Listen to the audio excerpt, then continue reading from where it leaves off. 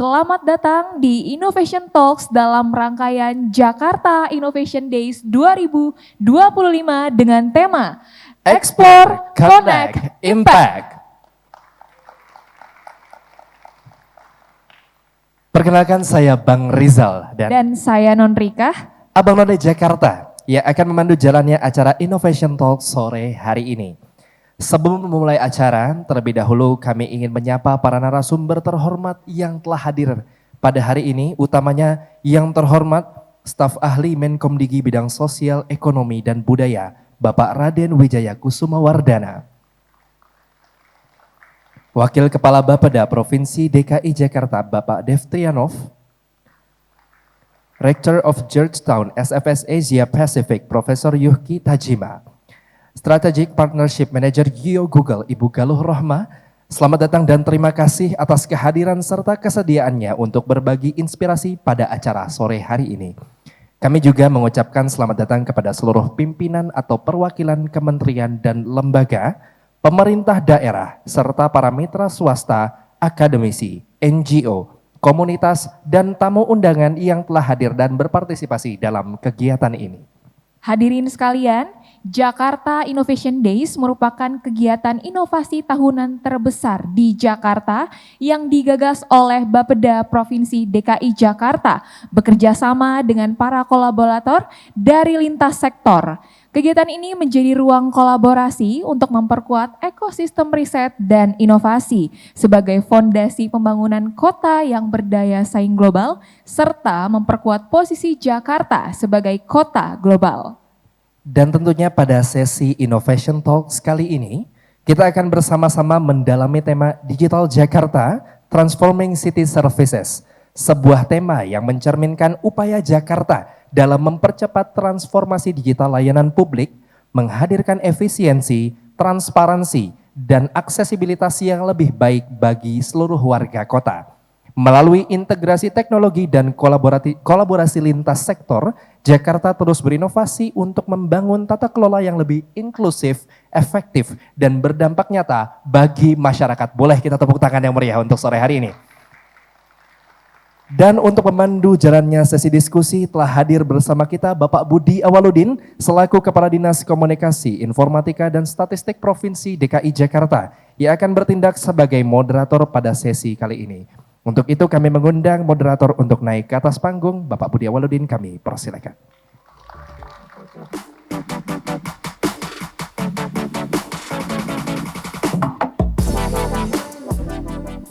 Bismillahirrahmanirrahim. Assalamualaikum warahmatullahi wabarakatuh.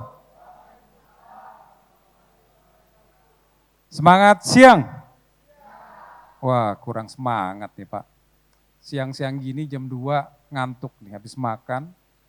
Kalau saya bilang semangat siang, Bapak Ibu jawab siang, luar biasa. Bisa? Oke. Semangat siang, luar biasa. Oke, tepuk tangan untuk kita semua. Salam sejahtera untuk kita semua, Om Swastiastu, Namo Buddhaya, salam kebajikan. Senang sekali saya berada di sini, saya Budi Awaludin, Kepala Dinas Kominfotik Provinsi DKI Jakarta menyambut Bapak Ibu semua di sini. Dan saya akan menjadi moderator pada sesi ini. Mari kita bersyukur pada Tuhan Yang Maha Esa karena kita masih diberikan kesehatan, kebahagiaan, dan juga semangat sehingga kita bisa hadir pada hari ini untuk beraktivitas, meningkatkan diri kita dan juga berproduktivitas pada hari ini. Saya awali dengan pantun. Tolong cakepnya nih. Layanan bersinar di era digital. Layanan publik semakin optimal. Jakarta terus bertransformasi digital menuju kota modern dan kota global. Oke, untuk nambah semangat kita lagi nih pada hari ini, kalau saya bilang Jakarta Global City, Bapak Ibu jawab top 20, bisa? Jakarta Global City. Top 20. Jakarta Global City. Top 20. Oke, tepuk tangan dulu untuk semua. Ada kabar baik. Semalam Pak Gubernur membuka acara pada acara JID ini dan beliau menyampaikan bahwa tingkat global city kita saat ini dari 74 naik 71. Tepuk tangan dulu dong. Keren. Dalam 5 bulan kita sudah bisa menaikkan peringkat global city menjadi 51. Baik Bapak Ibu sekalian, seperti tadi MC sampaikan, bahwa acara ini adalah bagian dari event Jakarta Innovation Day yang diselenggarakan oleh Pemprov DKI Jakarta, dalam hal ini Bapeda, bekerja sama dengan Kajian Pengembangan Perkotaan SKSG Universitas Indonesia, Kementerian Ekonomi Kreatif Republik Indonesia, dan kolaborator lain. Ini adalah kegiatan tahunan sebagai wadah tadi inovator baik unsur pemerintah, swasta, ya perusahaan rintisan atau startup, ya akademisi dan juga media saling tukar ide, tukar inovasi dan sekaligus melakukan kerjasama antar pemangku kepentingan. Tema diskusi kita pada hari ini adalah Digital Jakarta, Transforming City Services. Mengapa kita mengangkat tema ini? Karena Jakarta sedang mengakselerasi transformasi digital di berbagai layanan publik untuk meningkatkan efisiensi, transparansi, hingga aksesibilitas warga.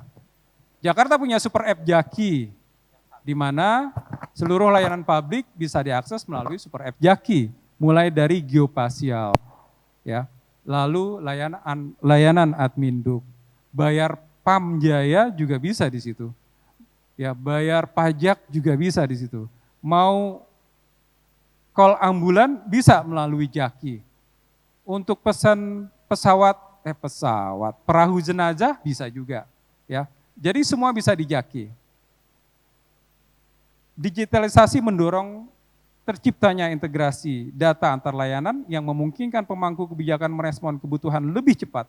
Namun masih terdapat tantangan signifikan, yaitu kesenjangan akses teknologi, literasi digital di kalangan masyarakat, sumber daya dan talenta-talenta di beberapa wilayah, dan pemanfaatan serta penyajian data. Tadi kami diskusi para narasumber, salah satunya adalah penyajian data yang belum bisa dioptimalkan untuk pemerintah dan juga masyarakat.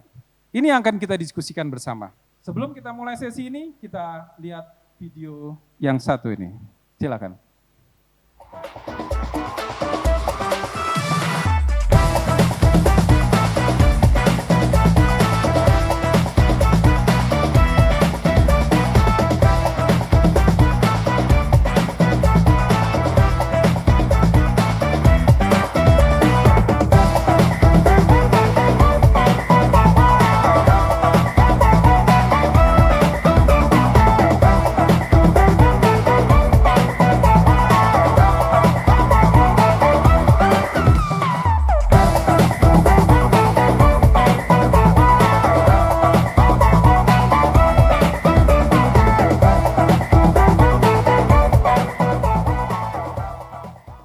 Oke, tepuk tangan dulu untuk video kita. Baik, Bapak Ibu sekalian, di tengah kita para narasumber sudah hadir di sini.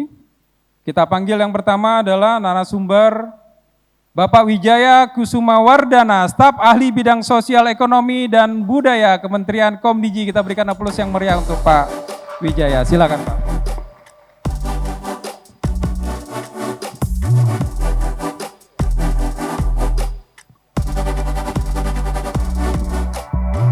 Ya, yang kedua mungkin sudah tidak asing lagi bagi kita bersama, Bapak Dev Prianov, Wakil Kepala Bapeda Provinsi DKI Jakarta. Atau kita panggil Pak Idev. Yang ketiga adalah Prof. Yuki Tajima, Rektor Johnstone SFS Asia Pasifik. Kita berikan aplaus yang meriah untuk Prof. Yuki Tajima.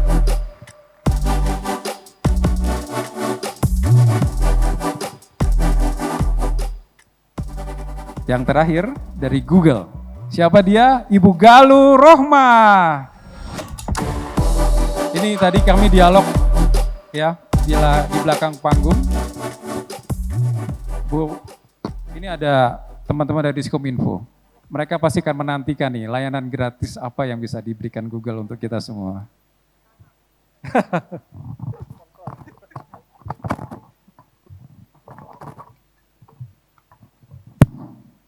Ya, kita langsung saja pada Sesi pertama ini saya akan memberikan pertanyaan pemantik untuk semua narasumber.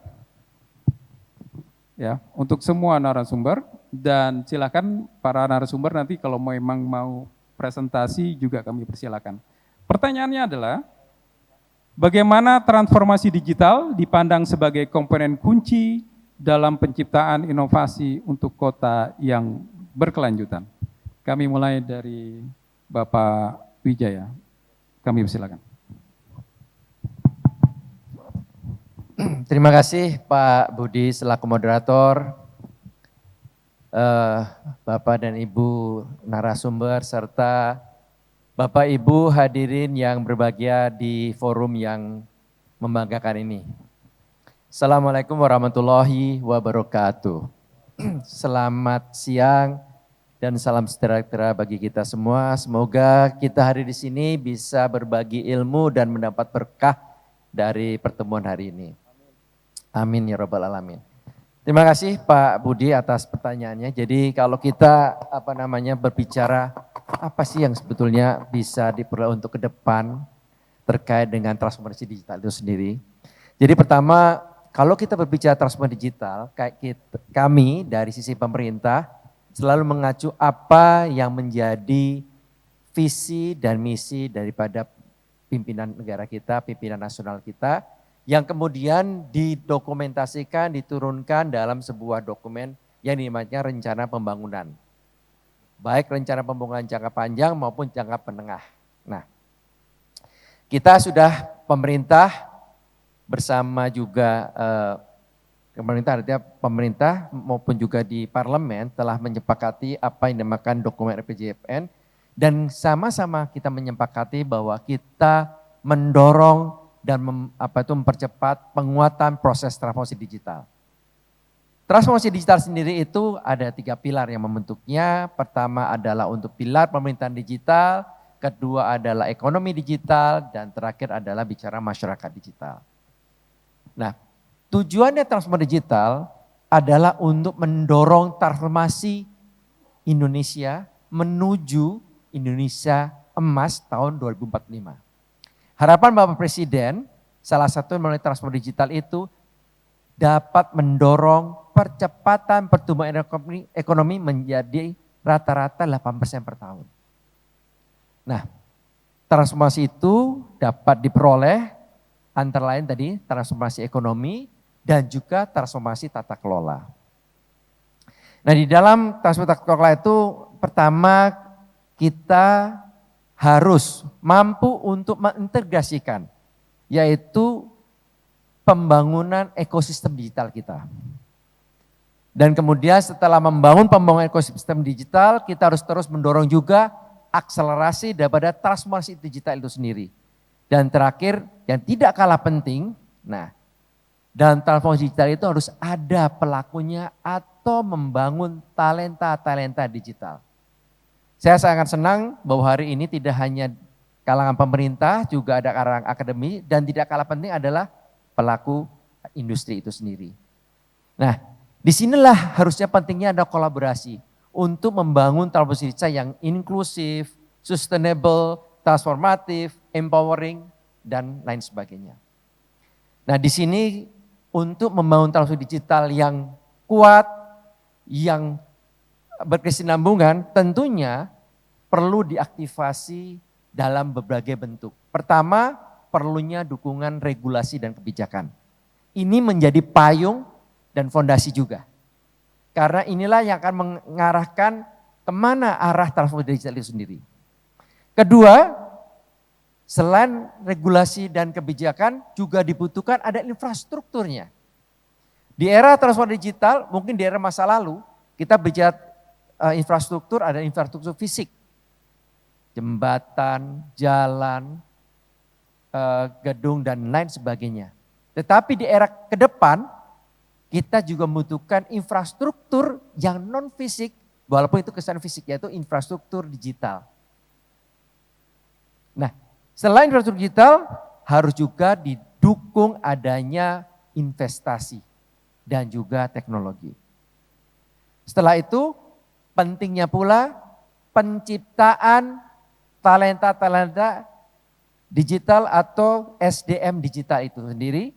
Kemudian adanya integrasi data, karena kunci untuk membangun enabler teknologi adalah data. Sebagai salah satu juga nanti data itu bagian daripada infrastruktur. Karena harus ada pusat data. Nah setelah pusat data baru kita perlu dorong tadi riset dan inovasi. Dan ajang Jakarta Innovation Day saya kira merupakan ajang yang luar biasa.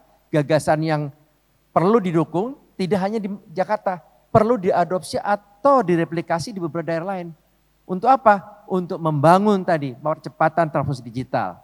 Nah, penting pada saat kita inovasi ini, ke aspek-aspek tadi yang saya sebutkan harus berjalan dan dibentuk secara beriringan.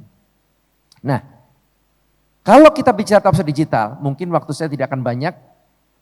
Saya akan menyampaikan, sebelum ini terlalu cepat ini. Nanti ini terlalu cepat, lagi terus. Nah sampai sini dulu aja. Karena nanti ada pertanyaan lain, jadi memang saya menyiapkan. Jadi yang ininya kurang sinergi nih, berarti transformasinya belum jalan klop ini. Tapi nggak apa-apa. Kita belajar dari hal lain, kadang-kadang kita perlu juga kisi-kisi untuk tahu apa sih nanti kira-kiranya. Nah, hal yang paling penting di dalam digitalisasi atau digital adalah bagaimana kita bisa melakukan tadi pelayanan publik yang makin baik. Efisiensi, makin cepat, tepat sasaran, tepat waktu, tepat jumlah. Nah oleh karena itu ada sebuah kajian yang dilakukan oleh SED bahwa di dalam reformasi pelayanan publik itu ternyata publik atau masyarakat menempatkan service delivery tadi, layanan hantaran layanan itu sendiri atau delivery service-nya itu menjadi hal yang penting bersamaan dengan digitalisasi. Baru ada hal lain seperti SDM, kemudian juga penyediaan administrasi dan lain sebagainya. Bahkan isu malah anggaran bukan menjadi sasaran atau perhatian utama daripada masyarakat, tapi bagaimana layanan publik itu bisa cepat diterima. Makanya salah satu caranya tadi dengan digitalisasi atau transformasi digital. Nah inilah kata kunci digitalisasi sebetulnya bukan bicara teknologi, tapi bagaimana bisa dirasakan langsung oleh masyarakat. Nah saya kira itu dulu sebagai jawab pertama Pak, nanti bisa dilengkapi oleh narasumber yang lain. Iya menarik nih yang disampaikan Pak Wijaya. Jadi dalam transformasi digital ini menuju Indonesia Emas 2045 dalam rangka menuju percepatan ekonomi 8%. Oleh karenanya perlu dibangun ekosistem digital, talenta digital, dan didukung juga dengan regulasi dan kebijakan. Goalnya apa teman-teman? Ini goalnya yang penting tadi. Layanan publik yang responsif. Ini yang layanan publik yang cepat. Oke, selanjutnya Pak Idef, kami persilakan. Ya, terima kasih. Assalamualaikum warahmatullahi wabarakatuh.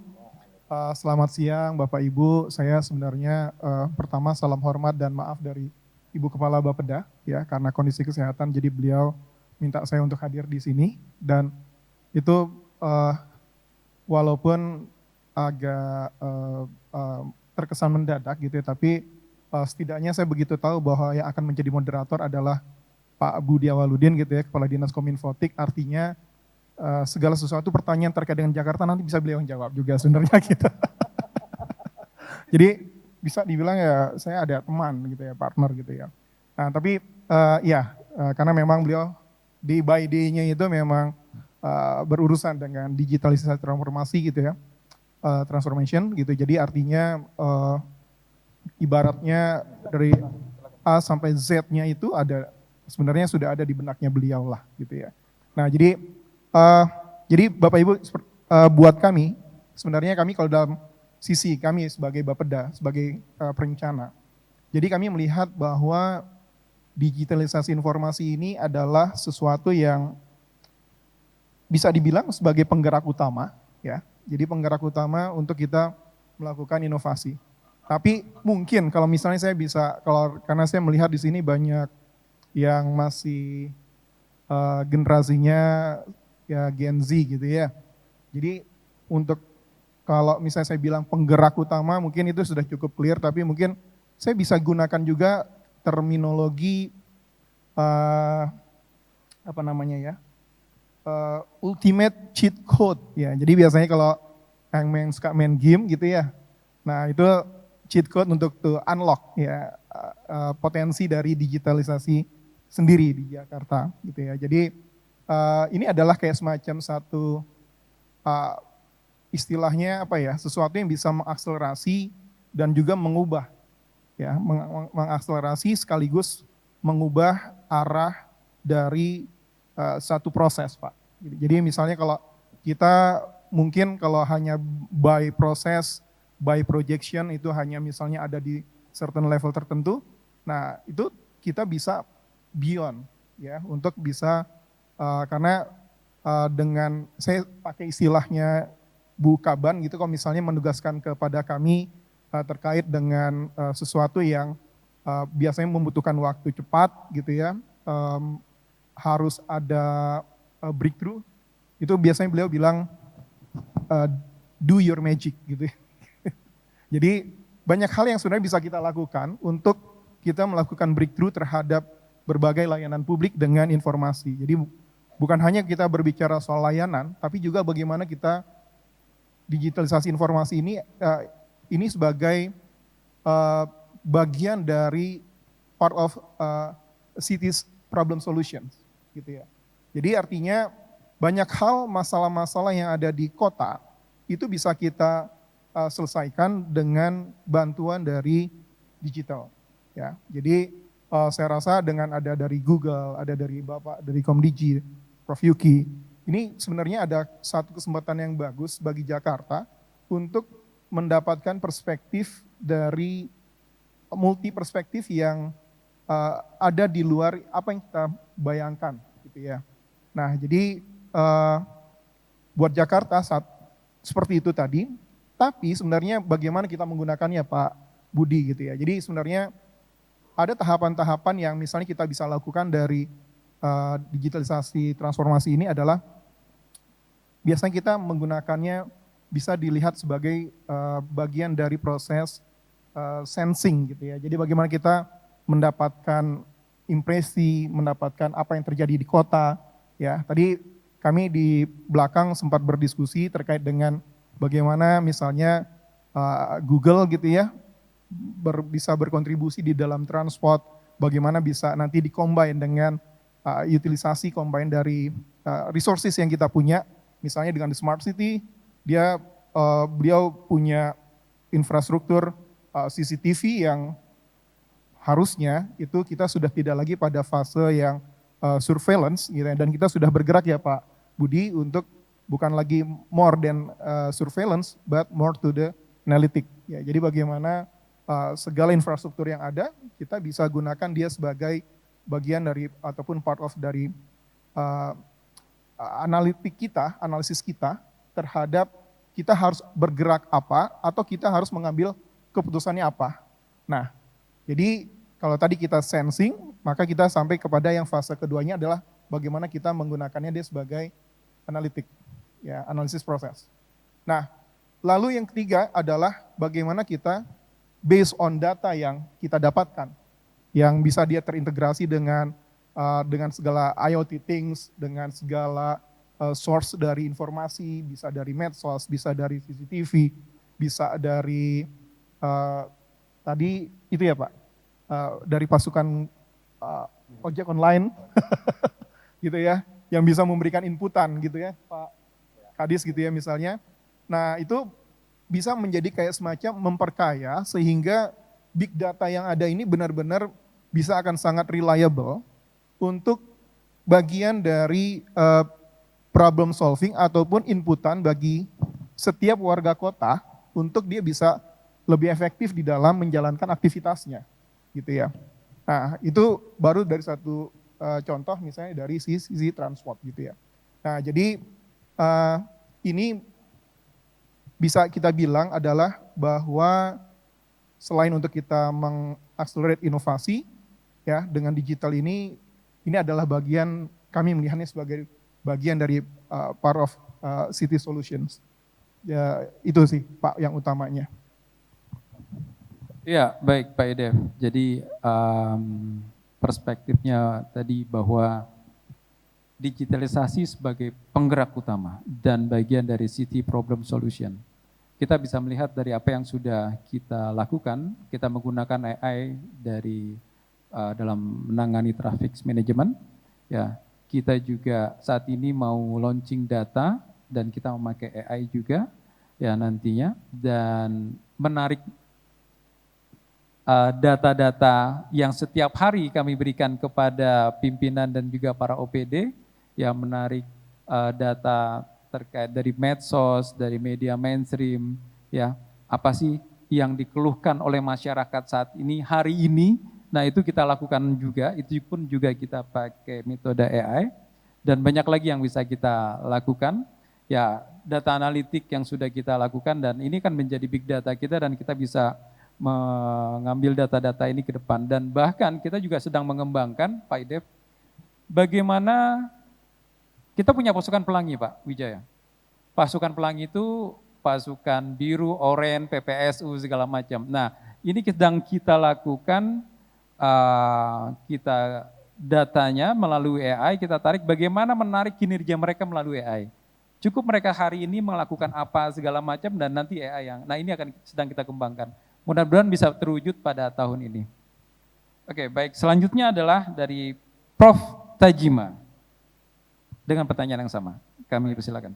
Oke, terima kasih banyak Pak Budi ya, dan narasumber serta ya.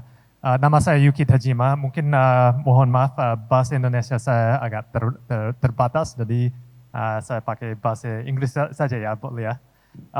So I think this is, first of all, a wonderful opportunity to talk about a really important topic here. And I think it's good to reflect on a regular basis on this kind of issue, because the changes are happening so quickly. You know, DKI Jakarta has made a real investment in, as far as I see, two major pieces of digital infrastructure, right? So this is the Jaki app and also Jakarta Satu, right? So this is basically a feedback mechanism, which is the Jaki app, right? So where you can get information from citizens up to the government and back, right? And then Jakarta Satu, which is really a fantastic open database that citizens, businesses, NGOs can all use, right? And I think these are great pieces of digital infrastructure that was really strategic in Jakarta's choice in really putting the resources into those initiatives. But I think right now what the question then turns to is how to make use of this infrastructure best, right? And in particular to achieve efficiency, but also responsiveness and innovation. So I want to talk about two sort of areas, right, which are government responsiveness on the one hand, and then transformational development on the other. So on responsiveness, really this is about service delivery. So this is what Pak Budi already mentioned. Really responding to immediate needs. And I think it's useful to think about cities as living organisms, right? So living organisms that solve the problems of their citizens. But they're able to solve the problems much better if you feed them more information, right? And this is why it's really good policy to make data public and open. And this is where I think Jakarta Satu is a really great start for doing so. The private sector with Google as well has made data available to all of us. We use this every day, even just to get here. I'm sure 90% of us use Google Maps to figure out how to get here the most efficiently, right? So that saves us time and money. So making data public and a public good is really important, I think. I think the other thing it does is it sort of provides the possibility of the private sector and civil society to start innovating and coming up with solutions and applications of this data. And this is what the US does on a regular basis. They invest in public goods like, for example, mapping the human genome. Well, the US government spent billions of dollars to do this, and that they knew that this would lead to a whole new industry in biotechnology, right? And so I think doing the same in terms of spatial data that Jakartans can use can be a similar thing that could lead to different innovations, right? So thinking of Jakarta as a living lab, well, one of the things that Indonesia, I think, is really on the cutting edge of is fintech. If you go to Japan, if you go to Germany, if you go to the US, fintech is behind Indonesia, right? Why did it emerge in Indonesia? It's because there was a necessity, right? You didn't have, you had points of service, so you had these card readers, right? But they're expensive, right? So we were talking about, you know, the jamu sellers in the kaki limas, right? They use QR codes. They're not going to pay for a card reader, right? That's a barrier to entry, right? So this is the kind of innovation that becomes possible through necessity, right? And that necessity actually became even more acute during the pandemic, right? So I think this is a real area where Indonesia could actually show leadership, can expand into other parts of ASEAN. But this is where Jakarta can become a living lab for the private sector in collaboration with the public sector, right? I want to talk about bottom-up feedback mechanisms as well. So Jaki is a fantastic sort of medium by which citizens can get their information from above, but can also report problems. The very first part of Jaki is in the top. It's how you report if there's a problem. And that is a fantastic innovation. This actually led to a lot of changes in New York City under Mayor Bloomberg, who, of course, is a big supporter of innovation in cities, right? Through his 411. That was 20 years ago. But this is what I think is the next step, right? Is you take a photo, there's a pothole, and then it leads immediately to responsiveness. And that leads to the sense among citizens that your government actually cares about you, right? So this is where technology can become increasingly inclusive, right? And then, you know, we think about AI and the threats that that it represents, right? And certainly there's the displacement of jobs and things like that can happen. But there's a flip side that AI also can help us in different ways, right? If you use it properly, right? So in the case of governance, one thing that it can do is help with responsiveness, especially when, for example, if you're thinking about problems of, let's say you have a policy that Bapeda is considering, right? Trying to solve some problem and you don't know the answer, right? But you can use AI to simulate different outcomes, right? And citizens can then say, okay, I'm looking at the different outcomes that have been simulated. Now I know kind of a sense as to what the effects might be on me. And now you have a more informed citizenry that can sort of say, you know what, I prefer option A or I prefer option B. And this is where you can really try to make AI become much more responsive, right? So I think this is one thing that you can do. Another thing that AI could probably help with is synthesizing complaints, for example, right, through the Jaki app, for example. You're going to get a flood of complaints, right? But sometimes you can't get if you're just doing it manually, it's overwhelming work, right? But if you use AI, you can actually synthesize in ways that can identify patterns and really help you move forward. And that's where you can move from sort of emergency responsiveness to identifying more systemic issues, right?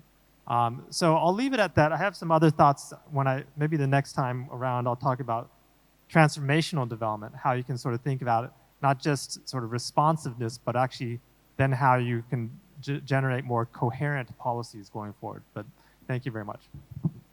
Ya, baik. Prof. Tajima tadi menyampaikan bagaimana terkait Jaki dan juga geospasial. Geospasial ini kita kerjasama dengan Google, ya, dan bagaimana juga transformasi digital ini ya bisa merespon untuk kecepatan dan membantu pemerintah di dalam merespon permasalahan-permasalahan dari warga dengan cepat. Baik, selanjutnya Bu Galuh, kami persilakan. Assalamualaikum warahmatullahi wabarakatuh. Terima kasih banyak Bapak Moderator, Bapak Narasumber, dan hadirin sekalian. Mengenai dari digitalisasi sendiri, tentunya kita Google sendiri, saya dari Google Maps. Google Maps sendiri sangat bangga telah melakukan banyak sekali kolaborasi dengan pemerintah DKI Jakarta. Tidak hanya dari sektor mobilitas, yaitu sektor transportasi, tapi juga sektor-sektor lainnya. Kerjasama antara Google Maps dan ini merupakan contoh digitalisasi di era saat ini yang menjadikan Google Maps atau Google sendiri menjadi jembatan gitu. Jadi Google itu bukan merupakan istilahnya bukan penggeraknya, tapi Google itu adalah jembatan antara masyarakat dan juga pemerintah. Kita tahu bahwa pemerintah sudah melakukan banyak sekali kinerja hari demi hari gitu untuk memberikan perubahan dan memberikan layanan terhadap kepada masyarakat. Tugas Google di sini adalah kita make sure, kita memastikan bahwa masyarakat bisa mengakses layanan-layanan, kinerja-kinerja yang diberikan, perubahan-perubahan yang diberikan oleh pemerintah agar bisa diakses di keseharian masyarakat. Karena hal-hal itulah yang memberikan istilahnya berdampak gitu. Itu yang bisa dirasakan langsung kepada masyarakat. Program digitalisasi Google sendiri bukan merupakan hal yang baru karena kita tahu bahwa Google adalah produk digital, jadinya kita memang ini istilahnya North Star kita atau tujuan kita adalah memasukkan atau membuat segala layanan publik yang bisa kita tampilkan, yang bisa kita berikan kepada masyarakat melalui aplikasi-aplikasi yang kita punya. Hari ini saya akan fokus terhadap Google Maps itu sendiri. Jadi kalau Google Maps, kalau kita berbicara soal apa yang kolaborasi apa, karena kolaborasi tadi disebutkan juga bahwa merupakan salah satu kunci dari digitalisasi. Saya sangat setuju karena tidak akan ada satu institusi yang bisa melaju sendiri. Itu tidak mungkin. Swasta tidak mungkin bisa berjalan sendiri tanpa ada kolaborasi dengan pemerintah. Dan pemerintah akan sangat lebih mudah untuk mengakses, untuk menyebarkan kinerjanya perubahan-perubahan itu apabila berkolaborasi langsung dengan pihak swasta gitu. Nah di sini saya mau share beberapa hal yang sebenarnya bisa diakses oleh both pemerintah tapi juga masyarakat dan ada hal-hal yang sebenarnya irisan antara keduanya. Produk dari Google Maps sendiri yang sudah bisa diakses masyarakat tentu ada Google Maps, ada Waze. Mungkin ada banyak yang belum tahu bahwa oh saya nggak suka pakai Google Maps, saya pakainya Waze aja. Waze itu juga punyanya Google. Jadi intinya ujung-ujungnya sama juga gitu kan. Jadi silahkan pakai keduanya, kami dengan senang bisa tidak perlu saingan gitu ya. Karena dua-duanya kantongnya sama, yaitu di Google. Jadi Google Map, Waze, business profile itu adalah mungkin hadirin di sini ada yang punya bisnis atau misalnya mau ke suatu tempat, POIs kita sebutnya, itu merupakan bagaimana kita bisa digitalisasi produk-produk merchant agar kita bisa menggerakkan pertumbuhan ekonomi di daerah gitu kan. Karena kenapa kita tidak bisa memungkiri bahwa sekarang user itu mencari apa-apa via online dengan HP-nya sendiri gitu. Dengan kita membantu agar SMB, UMKM itu bisa muncul dan bisa ditemukan oleh para user, maka kita membantu memberikan akses terhadap Google Business Profile ini secara gratis gitu. Jadi siapapun bisa upload bisnisnya agar bisa ditemukan oleh jutaan pengguna Google Maps. Dan yang terakhir itu Google Wallet, ini belum launch di Indonesia tapi kita sedang proses lah ke sana. Nah, yang kedua di kolom kedua dan ketiga ini adalah produk-produk yang kita bisa kerjasama dengan pemerintah daerah. Untuk saat ini sendiri Google, terutama Google Maps, kita sudah bekerja sama dengan lebih dari 10.000 instansi pemerintah gitu. Jadi kerjasamanya seperti apa? Tentu saja pilar-pilarnya karena Google produknya banyak sekali, jadi kerjasamanya pun berbeda gitu. Platform kontribusi partner. Kontribusi partner ini merupakan yang dimaksud di sini adalah partner memberikan kita data, datanya kita sebarkan kepada masyarakat seperti yang sudah sampaikan sebelumnya. Yang pertama kita punya Google Maps Content Partner atau GMCP, tapi bisa disebut Content Partner. Di sini adalah seringnya pemerintah itu punya misalnya punya event Jakarta Marathon misalnya, jalan ditutup, ya kan? Bagaimana masyarakat bisa tahu jalan ditutup? Apakah masyarakat selalu lihat Instagram? Tentu tidak. Lihatnya di mana? Google Maps. Disinilah kita, walaupun kita tidak punya eventnya, itu bukan urusan kita gitu kan ya, tapi kita punya responsibilitas agar kita bisa menyampaikan segala perubahan, segala policy, regulation, changes gitu, yang ditentukan oleh pemerintah dan instansi lain agar bisa dimasukkan kepada dan bisa diterima oleh masyarakat. Bagaimana caranya? Dulu semuanya itu harus lewat Google.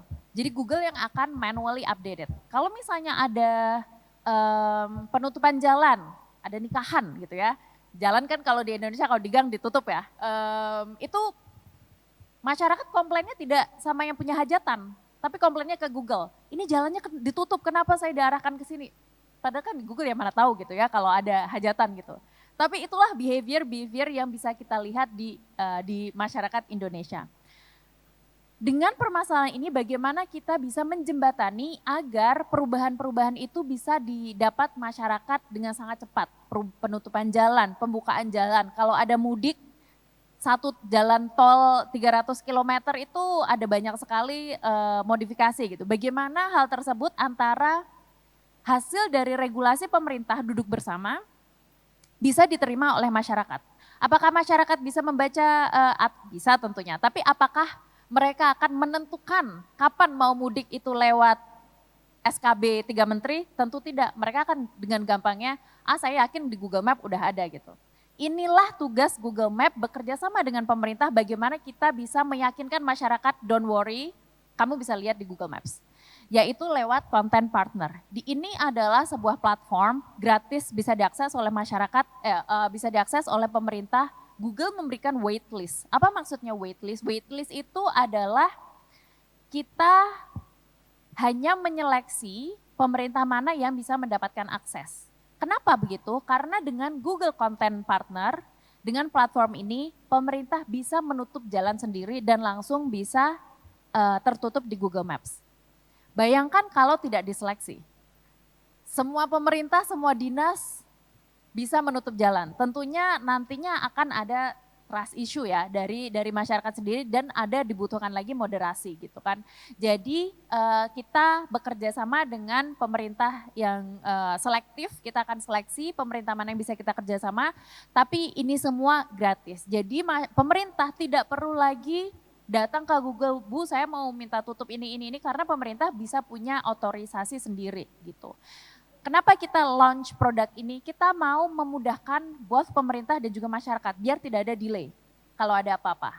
Itu yang pertama. Yang kedua adalah pemerintah bisa menentukan policy atau regulasi itu dengan lebih cepat. Karena mereka punya istilahnya punya alat untuk memodifikasi regulasinya gitu. Dan kita di sini berbicara tidak cuma buka tutup jalan, tapi misalnya ada bangunan-bangunan pemerintah baru. Kementerian dipecah, bangunannya baru. Tapi di Google Map namanya masih sama. Apakah bisa diubah? Bisa, pemerintah bisa mengubah sendiri. Jadi hal-hal tersebut bisa dimasukkan di Content Maps Partner. Bisa kembali ke slide yang sebelumnya? Lagi yang, nah ini aja, kita langsung sini aja. Transit Partner. Kalau teman-teman di sini saya harap nggak cuma saya yang pakai public transport, terutama kalau hari Rabu ya. Jadi saya yakin sudah pada menggunakan Transjakarta atau KRL atau MRT. Teman-teman bisa selain mengakses di app-app tersebut, tapi juga kita telah menyediakan data tersebut di Google Maps. Bagaimana caranya? Kita tidak datang sendirian, kita tidak mencari data sendiri, tidak. Kita melakukan sinergi dengan Transjakarta. 3 tahun kita bekerja sama dengan tim Transjakarta bagaimana bisa menampilkan tidak cuma data secara statis, tapi juga masyarakat bisa melihat bisnya itu jalan gitu. Kenapa? Karena satu, bayangkan kalau hujan, ya kan, masyarakat bisa tahu kapan saya harus pergi ke halte bus. ke halte itu kapan gitu. Karena tidak semua halte itu kan bisa istilahnya atapnya itu bisa dipakai untuk semua orang. Jadi mungkin nanti ada takut kehujanan gitu. Yang kedua, kita mendapatkan feedback yang sangat banyak dari lansia dan ibu hamil. Karena kalau ibu hamil harus menunggu bis selama itu tanpa ada kejelasan kapan datangnya, itu kasihan gitu kan. Jadi mereka sangat senang bisa tahu bisnya itu kapan datangnya, telatnya itu berapa lama. Itu sekarang semuanya bisa diakses di Google Map. Apakah itu hasil kinerja 100% dari Google Map? Tentu tidak. Google Map itu hanya istilahnya feeding data dari Transjakarta. Jadi ini saya berikan respect untuk partner kami dari Transjakarta yang sudah sangat user centric gitu. Mereka sangat tahu kebutuhan apa yang saat ini dibutuhkan oleh masyarakat dan really putting resources gitu ya untuk merapikan data, untuk menciptakan technical capability-nya agar bisa menampilkan itu. Dan inilah yang menurut saya menjadi kiblat dari partner lain. Setelah Transjakarta launch, kita launch juga bersama dengan komuter lain. Sekarang teman-teman kalau melihat komuter lain itu bisa dilihat delay-nya berapa lama. Kalau ada ganti platform misalnya atau Manggarai lagi ada stasiun Manggarai lagi ada tutup atau misalnya ada perbaikan, itu bisa dilihat di Google Maps. Itulah hal-hal digital yang Google Map bisa berikan kepada masyarakat di mana sekali lagi tidak cuma Google Map bekerja sendiri tapi ini membutuhkan kinerja bersama. Kita lakukan bareng gitu antara pemerintah dan juga pihak swasta. Dan yang terakhir adalah Waze for Cities. Waze for City ini adalah sebenarnya bedanya Google Map dan Waze itu apa? Mungkin ada banyak yang bilang Waze itu tampilannya sangat rame gitu ya, betul. Tapi kenapa Waze itu tampilannya rame? Karena Waze itu lebih banyak kontribusi dari pemerintah. Semua orang bisa tulis, wah ada objek di jalan, padahal itu ada razia gitu ya, ditulis objek di jalan gitu. Oh ada penutupan jalan atau misalnya ada kecelakaan, itu masyarakat Indonesia sangat gercep gitu untuk memasukkan di Waze. Waze itu adalah kontribusi ke semuanya gitu. Jadi yang kita kadang tidak tahu, kalau misalnya kita lihat di Google Maps ada let's say gangguan di depan, itu bisa saja sebenarnya dari Waze. Jadi data yang kita dapat ke Waze itu juga mengalir ke Google Maps. Itulah kenapa kita punya dua produk ini karena sama-sama saling sinergi gitu. Waze for City itu sebenarnya mirip sama content partner, cuma kalau content partner itu datanya hanya masuk ke Google Map, kalau Waze itu masuk ke Waze dan juga Google Map. Saat ini Dinas Transportasi Jakarta dan Provinsi Bali sudah menggunakan Waze for Cities sekitar 1-2 tahun terakhir. Kolom yang paling akhir ini yang menarik. Kolom yang paling akhir ini adalah data yang kita berikan kepada pemerintah secara gratis. Dan juga institusi research. Environmental Insight Explorer itu adalah data-data, mungkin bisa di next, dia agak jauh. Saya akan tunjukkan, ini semuanya gratis, next, jauh dia. Next,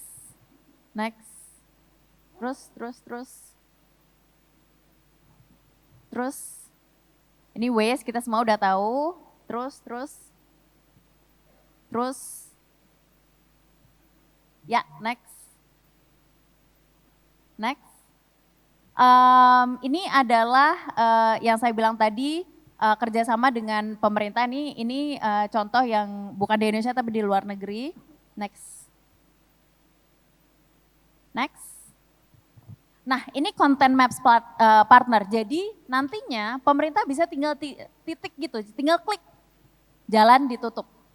Nanti akan langsung masuk feeding ke Google Maps gitu. Next. Ini adalah contoh dashboardnya. Misalnya ini ada alert. Jadi nanti kita bisa tulis ini ada di let's say di New York gitu. Di mana ada significant delay atau ada kemacetan dikarenakan construction. Atau kalau di Indonesia bahasa kerennya adalah galian, ya kan? Jadi itu juga bisa dimasukkan ke Google Maps juga. Next-nya.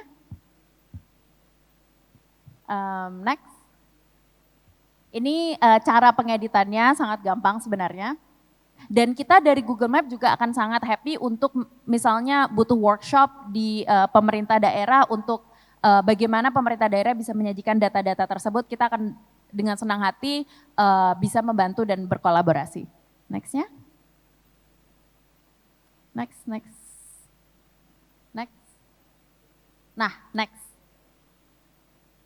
Nah, ini sangat menarik. Data-data ini adalah data dari Google Maps yang kita bisa bagikan secara gratis untuk pemerintah dan tim research. Datanya apa aja?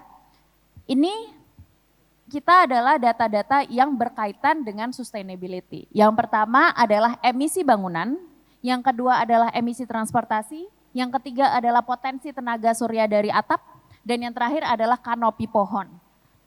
Kanopi pohon, misalnya ini bisa membantu untuk semuanya sebenarnya, tidak cuma data kanopi pohon. Ini gunanya kita berikan kepada pemerintah adalah agar pemerintah bisa membuat policy itu yang berdasarkan data gitu. Karena kita akan bisa membantu dari bagian datanya. Next-nya. Ini adalah contoh data untuk emisi transportasi yang Google bisa berikan. Jadi untuk rinciannya ini sangat tidak rinci, tapi sebenarnya kita bisa masuk rinci lagi. Jadi ini contoh di New York, di salah satu neighborhood atau kecamatan di New York. Jadi kita bisa memberitahu bahwa ada berapa perjalanan masuk ke New York selama 1 tahun. Ada berapa perjalanan keluar New York selama 1 tahun dan perjalanan within New York. Jadi di dalam New York itu sendiri selama 1 tahun. Menariknya adalah ini bisa kita hitung mundur. Kita bisa memberikan data tren. Sehingga kita bisa tahu apakah sebenarnya banyak orang yang keluar. Jadi mungkin policy-policy yang bisa dilakukan adalah, oh apakah kita perlu menambah jumlah kereta keluar atau bis keluar dengan data-data ini. Data lain yang bisa diambil dari sini adalah karena saya backgroundnya adalah urban mobility, jadi transport. Data yang paling menarik untuk yang saya tahu, wah ini bisa diakses oleh pemerintah adalah moda split. Kita bisa memberikan data ada berapa jumlah trip yang dilakukan atau diambil melalui bis, melalui sepeda, jalan kaki, motor, dan mobil. Dulu waktu saya kuliah itu harus survei, ya Pak ya, dan itu sangat mahal. Dan makanya waktu saya lihat, oh Google bisa memberikan ini secara gratis ke masyarakat, ke pemerintah, ini menurut saya sangat sayang untuk apabila tidak diutilize gitu. Ini adalah data emisi transportasi. Data lainnya adalah data emisi bangunan atau jumlah bangunan di suatu kota.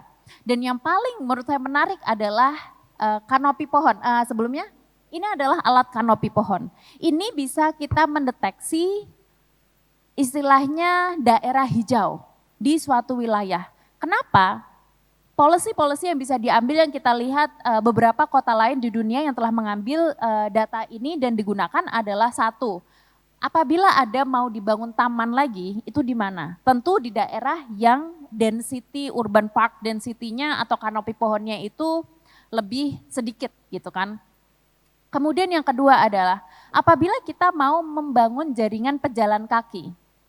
Orang jalan kaki itu sebagus apapun pedestrian way-nya, kalau sangat panas, tentu orang milih pakai Gojek, ya kan? Nah, itu bisa hal-hal yang kita bisa bantu secara data. Kita bukan policy maker, tapi disinilah data-data digital ini yang Google mau berikan kepada pemerintah agar pemerintah bisa membuat policy yang lebih terarah, yang lebih istilahnya user friendly dan juga data backed gitu. Jadi ada data yang tidak cuma istilahnya mendukung data-data survei atau data-data kuantitas yang pemerintah sudah miliki. Jadi mungkin begitu paparan dari saya, nanti kita bisa ngobrol lanjut lagi kalau misalnya ada pertanyaan tambahan. Iya baik, terima kasih Mbak Galuh. Tadi ada suatu statement, tidak bisa sendiri, perlu kerjasama dan kolaborasi. Karena sebaik-baiknya lembaga ataupun orang, dia hanya punya satu sayap dan butuh lembaga lain. Tapi menarik banget Mbak, kayaknya saya pengen segera ini mau kita kerjasama. Karena kalau kita lihat tadi, seperti obrolan kita tadi Pak Wijaya di belakang panggung tadi. Kalau misalkan Google tadi bisa menampilkan, oh ini ada galian, oh ini ada kecelakaan, dan itu masuk, dan kita kerjasama dengan Jaki, Dan itu masuk dari dalam notifikasi, karena Jaki ini udah 6 juta orang tadi, seperti Pak Prof. Yuki Tega tadi sampaikan bahwa ini cukup bagus gitu loh. Apalagi kalau misalkan kita kolaps nanti dengan Google. Baik, sesi pertama kita selesai, kita berikan aplaus dulu untuk para narasumber kita pada hari ini. Oke, seksi kedua saya akan memberikan pertanyaan kepada para narasumber. Ya, pertama untuk Pak Wijaya. Iya, atau mungkin dari, dari Mbak Galuh dulu. Bagi saya nggak masalah, cuman jangan nanti terakhir, jangan wah saya terakhir wanita. Kita berikan kesempatan. Setuju. Bagaimana Google nih, Mbak Galuh, memaknai dan menjalankan kolaborasi dengan pemerintah daerah di berbagai belahan dunia yang dapat jadi inspirasi Jakarta dalam mengelola digitalisasi layanan publik secara efektif, aman, dan berkelanjutan? Silakan, Pak.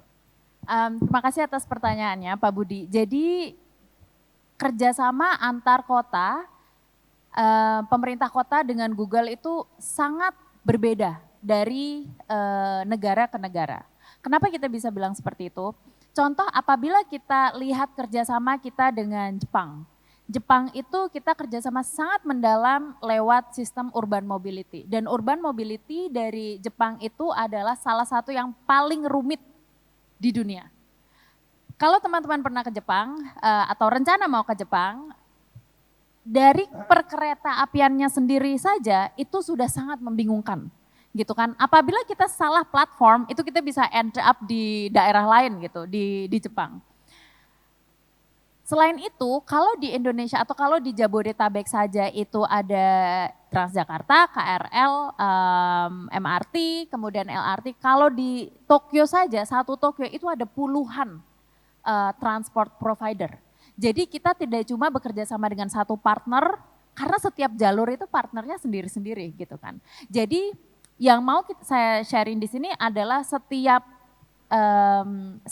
kota itu isu dan challenge-nya itu berbeda.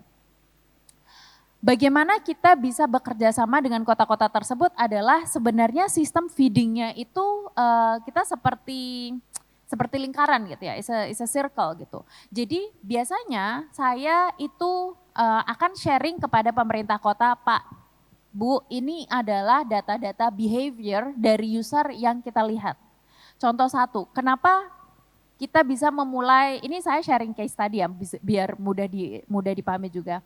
3 tahun lalu, hampir 4 tahun lalu saya datang ke Transjakarta, saya bilang, Pak, Bu, ini data dari user kita menunjukkan bahwa user itu mencari data bis itu sangat tinggi gitu.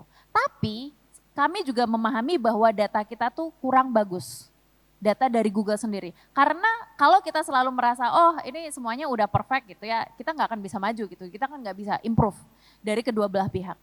Bagaimana kita bisa mencoba untuk berkolaborasi agar data Transjakarta ini bisa lihat.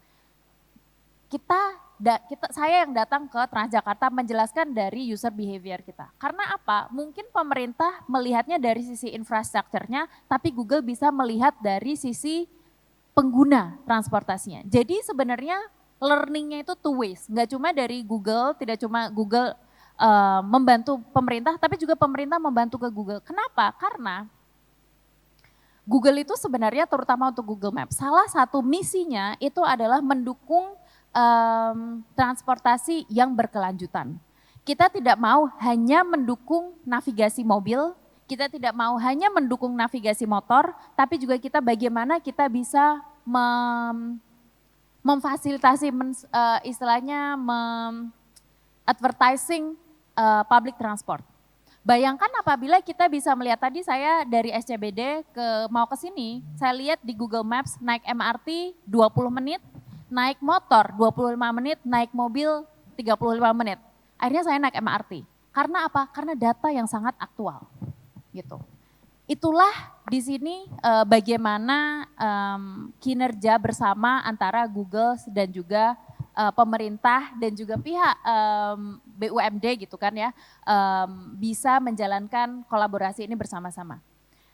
Selain itu, Saya mau share use case yang sangat menarik. 2 tahun lalu itu ada program pilot dari global namanya Greenlight.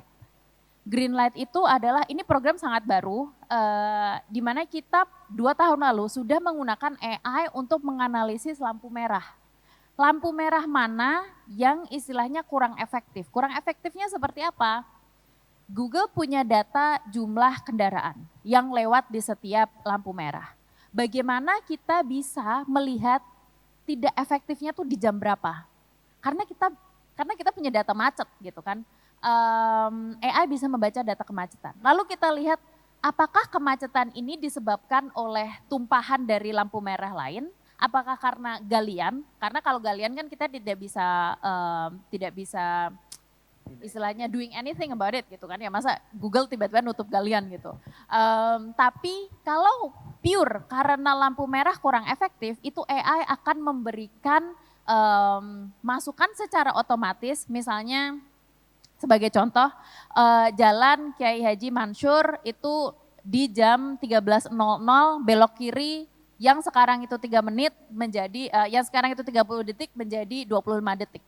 Hal-hal seperti itu. Nah, Jakarta pada saat itu, inilah yang kita tidak cuma sense of collaboration yang penting, tapi juga sense of curiosity, right? Penasaran, mau nyobain bareng gitu. Karena ini baru. Saya waktu itu bilang ke Pak Syafrin, Bapak Kadis di Sub Jakarta, Pak, kalau Jakarta ini mau pakai ini, program ini 100% gratis, itu akan menjadi kota pertama di Asia Tenggara yang menggunakan pilot ini.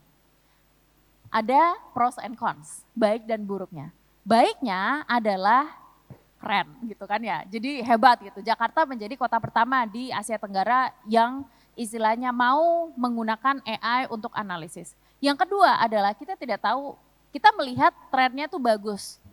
Tapi sebagus apa di Jakarta kita tidak tahu. Apakah Jakarta mau secara terbuka gitu untuk belajar bersama dengan Google menggunakan AI ini. Jadi 2 tahun lalu itu belum terlalu heboh ChatGPT, belum terlalu heboh Gemini. Jakarta udah tanda tangan MOU dengan Google untuk menggunakan Greenlight ini. Gitu. Jadi tepuk tangan untuk keterbukaan dan curiosity dari tim Jakarta. Jadi kalau saya rasa bisa dibilang bahwa apakah kota Jakarta bagaimana bisa belajar lagi? Sebenarnya kota Jakarta itu sudah sangat menginspirasi. Karena dari Greenlight itu sendiri, itu banyak sekali provinsi-provinsi di subprovinsi lain yang saya tidak perlu sebutkan, itu langsung call, Bu Galuh ini kenapa kok Jakarta duluan gitu. Kami kapan? Melihat dari bagaimana keterbukaan dan maunya belajar, maunya open gitu kan, for new things gitu, untuk pihak DKI Jakarta, dari pemerintah DKI Jakarta ini sudah menginspirasi pemerintah lain secara digital collaboration yang kita lakukan.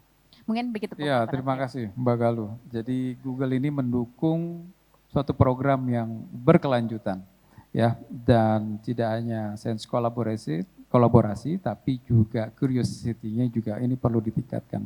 Dan kita akan tingkatkan lagi kerjasama dan kolaborasinya dengan Google. Baik, selanjutnya Pak Idep.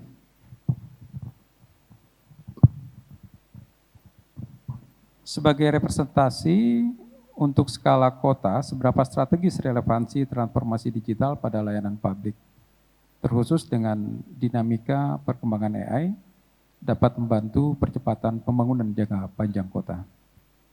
Silakan.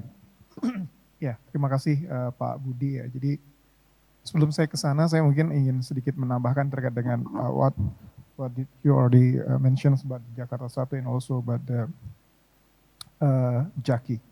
Yeah, actually for Jakarta 1 this is kind of, we have like spatial based data for us, and we try to engage and actually not engage, but mandate it to all the agencies to integrate their data to Jakarta 1. So we can have like a big data, yeah, in terms of spatial, because actually it's not also talking about the spatial, but also about the numbers and other informations. So we can manage to design policy based on the data.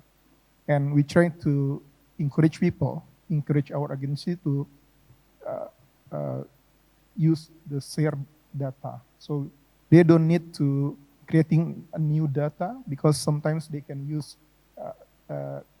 cross directly to the another agencies without they have to creating the new data. So yeah, we think it's very efficient for us to use the data by sharing the data. Yeah, and also for the Jaki, what Pak Budi mentioned is Jaki is kind of what we call it. It's like a service from us to our citizens, starting from their birth to death. So you can access all the things that you need through the Jaki, starting from the birth certificate, for school, for the anything permit systems, for transport, for your movement, and also for the, including for the cemetery. Yeah, whenever you're, including for the health access. Yeah, so we trying to make it more easiest for people, for Jakarta people. And that's our commitment actually, Pak Yuki. Dan terkait dengan masalah AI, kami juga melihat ini sebagai di dalam rencana jangka panjang, Pak Budi, itu ada baik di jangka panjang atau menengah. Itu kami menempatkan AI sebagai salah satu sebagai game changer, Pak Budi. Yang tadi saya sampaikan bahwa dengan AI itu kita bisa mengubah dan mengakselerasi banyak hal. Ya, jadi tadi satu yang baru disebutkan soal masalah penggunaannya untuk dia transport gitu ya. Karena memang dari berbagai case yang kami coba pelajari gitu ya, itu ada beberapa cities problem. Jadi masalah-masalah kota dunia yang barangkali mereka telah lebih awal kenali masalah gitu ya. Seperti halnya Jakarta lebih awal menemukan masalah dibandingkan kota-kota lain misalnya ya, karena terkait dengan skalanya, terkait dengan besarnya pergerakan, termasuk Jakarta harus mengelola dengan Jabodetabek gitu ya. Itu dengan Jakarta 10,6 juta, dengan Bodetabek itu mencapai 30 juta. Artinya problem yang Jakarta harus kelola itu nggak lagi hanya bisa sekedar registered citizens gitu ya. Artinya harus, karena aktivitasnya ini sudah sangat ngeblend ya. Jadi sudah in out-nya itu sudah sangat menyatu gitu ya. Nah, jadi kami melihat ke depan terkait dengan AI ini mungkin kita juga bisa mengoptimalkannya tidak hanya untuk transport, Pak Budi, tapi juga mungkin kalau misalnya slide, nah ini data yang ya. Jadi bisa terkait dengan masalah peningkatan keamanan. Ya, jadi misalnya kita sekarang kalau CCTV yang ada misalnya dikelola oleh di tempatnya Smart City mungkin bisa digunakan dan diakses juga oleh teman-teman di Satpol ya, atau misalnya nanti bisa menjadi kayak semacam inputan misalnya bagi aparat penegak hukum. Ini sangat mungkin ya, karena berdasarkan data di Moskow ini dia terkait dengan masalah kejahatan itu bisa terpecahkan melalui face recognition gitu ya. Nah, lalu misalnya untuk layanan publik ya, jadi misalnya mungkin seperti halnya Jaki ini juga dia bisa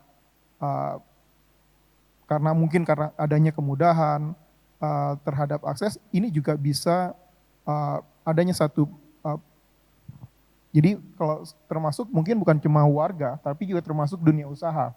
Ya, jadi kalau misalnya adanya kemudahan, adanya insentif gitu ya, kecepatan, jadi kemudahan, kecepatan, itu adalah, saya nggak tahu ya, kalau buat private, kemudahan, kecepatan, itu adalah sesuatu yang sangat dibutuhkan gitu ya, karena sesuatu yang sangat efektif dan efisien itu akan menjadi satu value lebih bagi pihak swasta. Nah, begitu pula tadi misalnya disebutkan soal energi efisiensi gitu ya. Nah, di kita juga memang itu soal emisi memang berdasarkan data nih Pak Budi, dari Dinas LH kami 79% emisi gas rumah kaca yang dihasilkan di Jakarta, itu peringkat pertamanya adalah sektor transport, more than 50%. Dan yang kedua itu adalah sektor energi.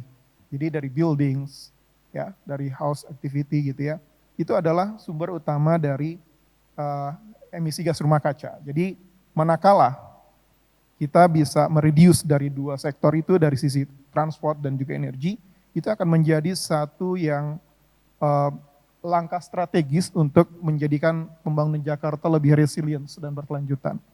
Ya, jadi makanya kenapa tadi saya sempat diskusi juga dengan teman-teman para pembicara terkait bagaimana kita mengencourage more people to save using the public transport gitu ya.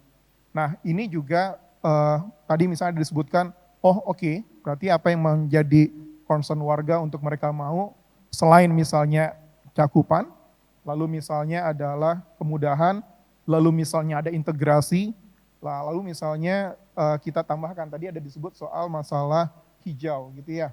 Nah itu juga menjadi satu hal yang kalau misalnya kita lihat kenapa kita ngambilnya di duku atas, sebagai ini juga sebenarnya sebagai part of dari bisa menjadi sensing buat kita semua para peserta gitu ya, dengan kita ada pengalaman untuk misalnya bergerak dengan misalnya trotoar yang ada yang mungkin relatif sudah baik, cuma mungkin karena sedang ada proses pembangunan jadi agak sedikit terganggu, lalu bagaimana kita bisa mengakses banyak tempat kebutuhan kita dalam walkable distance gitu ya. Nah jadi trotoar ini akan menjadi satu faktor penting. Jadi makanya kenapa seiring dengan adanya MRT, ya beroperasinya MRT, lalu dengan